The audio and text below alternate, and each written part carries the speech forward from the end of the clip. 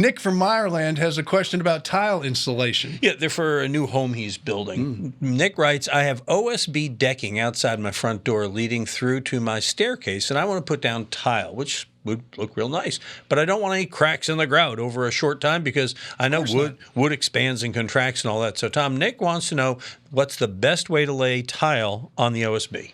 It's going to be a backer board that goes down. Okay. It's very common to do this on second floors in bathrooms and things like that.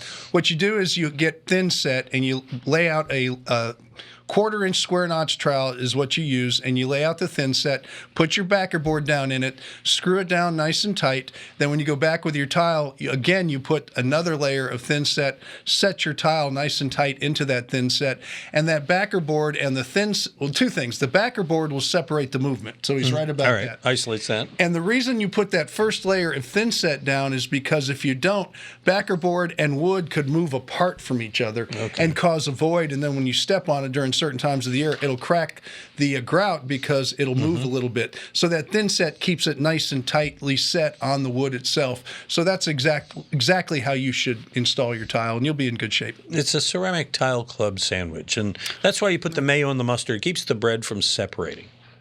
Okay. Nice. All right. You got a question?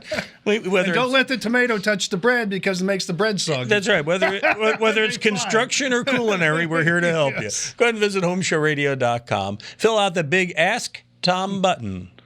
Fill out that form, send it in, and we may use it in a video just like this one. Click our subscribe button and the bell, Ding. and we'll let you know when there's a new one.